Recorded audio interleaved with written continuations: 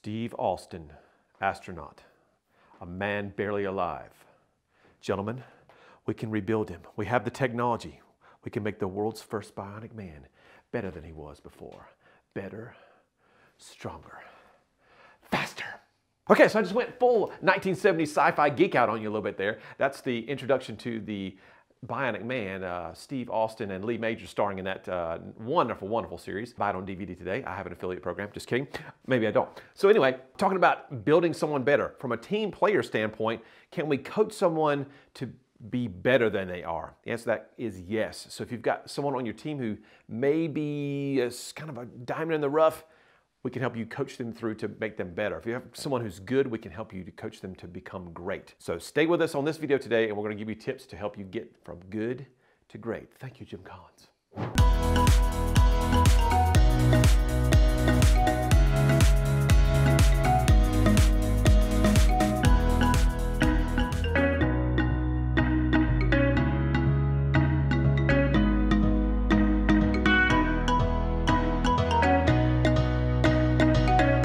To build an effective team player, we need to understand what an effective team player is. And for each personality style, that's different. So let's figure out what the different styles are and how to maximize the results with each. Take a look. Outgoing folks and reserved folks. So when I talk about this outgoing personality style, these folks are fast-paced, involved, energetic, optimistic, positive, enthusiastic. Woo! Take the leg by the tail, just sling it around and throw it somewhere. When conflict comes along, however, though, they focus on talking things out. Hey, Alicia, how are you? Hey, can I help you? Can I help you? Hey, you good? You good? You good? You good? You good? And she wants to slap my hand away. And so if she's more a reserved person, she's going to be a little bit slower paced. Now, that doesn't mean she works slowly. That means just she's slow to act or get engaged because she wants to think things through before she speaks. So they're cautious folks, they're concerned, they're reluctant, critical thinkers, and always discerning. And when conflict comes along for them, they focus on thinking things through. Should I? Nope. But don't have all the facts yet. And that's their mentality. All right, so where are you on that scale of outgoing versus reserved? If you're outgoing, kind of remember that I'm towards the top of the screen. If you're reserved, you're more towards the bottom of the screen. We're going to divide you into people person, or if you're more of a task-oriented person. People-oriented folks are all about caring and sharing and relationships and emotions and feelings and friendships. They focus on the opinions of others and how they feel. So we tend to be pretty emotional, and I am very much a people-oriented person. I'm an emotional guy. You know, I cried during the movie Frozen. Nobody does that, but I did because my daughter was there, and she's gonna have a boyfriend one day and get married. And she said, "Pull it together, Dad." Anyway, because she's more of a task-oriented person. She's all about procedure and function and forms and programs and processes and analytics. She focuses on getting things done at the end of the day. So now you understand all the D, I, S, and C and all that kind of good stuff, but not everybody in the world is going to be an equal percentage of that population. Some of those letters are a small little speck and some of them are much bigger. Let's take a look at this next clip and find out what percentage of the population each style represents.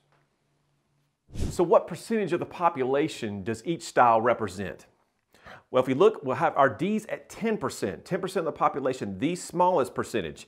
And it's usually this time during the video where I stop and take a little moment to say a little prayer and thank God that there's only 10% of the population that are IDs, because they are seriously on fire about execution and getting things done. Then we look at our I's. Our I's are 25 to 30% of the population. The fun people, the people that bring the creativity and the spontaneity into the world. Then our biggest percentage belongs to our high S's. S is at 30 to 35% of the population. Those folks who love harmony, the peacemakers.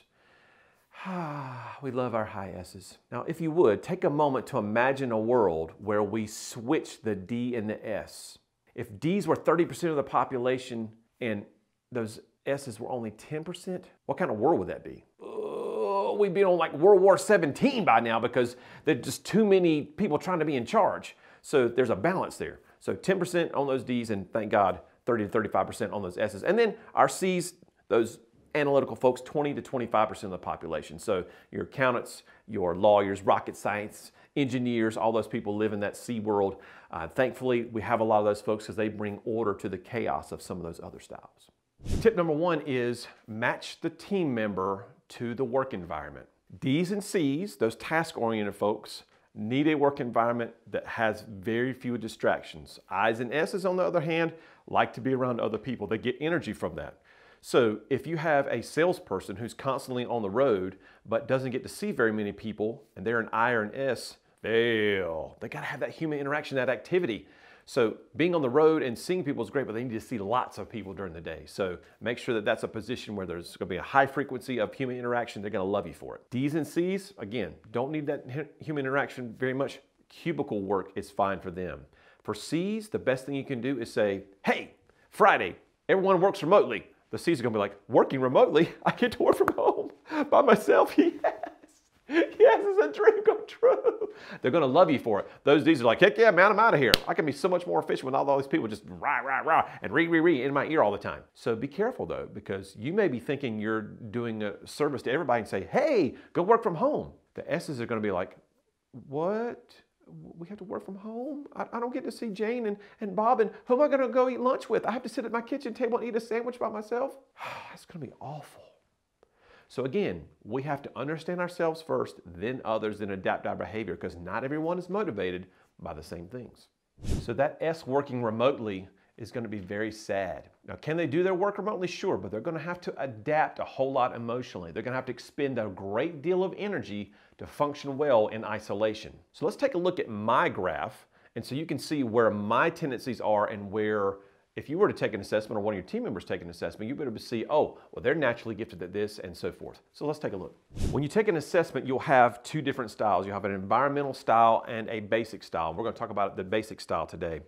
On the screen right now, you see my personal basic style graph, and you see my D is a 38, my I is 100, my S is a 92, my C is a lowly little 12. And so what does that mean? Well, if you look at that midline there, that little gray line that goes right across the screen, that's going to be right at the 50 percentile. So any bar that's above the 50% is a predominant trait for you. So in my instance, my I is 100, so I'm an I, but my S is also a 92. It's above that midline, so I'm an I-S blend. The order is determined by whichever the higher number is. Now you can be a blend of 3, you can be just a single, you can be a blend of all 4. Someone who's got all 4 around the 50 percentile is what we call level. So in my particular example, I am an IS, and so things that, or behaviors that I would do that are around an IS come easy for me. So for example, speaking to large groups of people.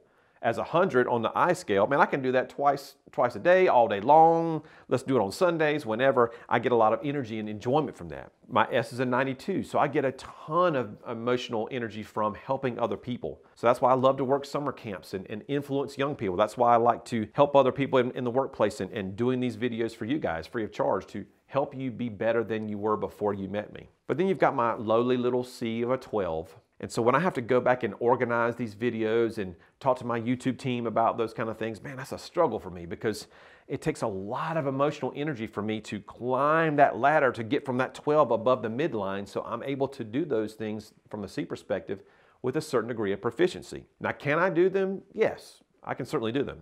As a CEO of a billing company, I also have to do this every month, and the worst time of the month for me as a CEO is the end of the month. Why? Because that's when reports are due.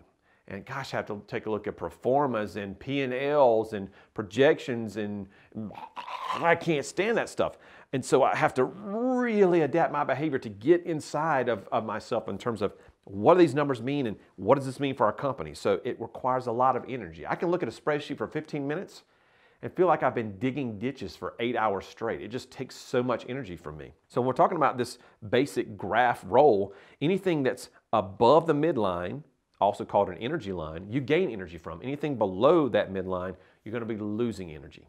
Tip number 2, know the personality style of that person's boss. Who is managing them? And understanding their personality may conflict naturally with that other person's personality. And there's nothing to say that there's a right or wrong way to do things, but as we've seen, D's and S's are going to be polar opposites. D's moving fast, S's moving slow. I's are going to be moving... We don't know where those I's are going to be because they're like squirrels. They're like shiny object syndrome. And those C's are going to be focused on their work all the time and all that kind of good stuff. And so each style communicates differently. If you have a high D boss communicating with a high S employee, there might be some friction there. So let's figure out how each style communicates with one another. Take a look.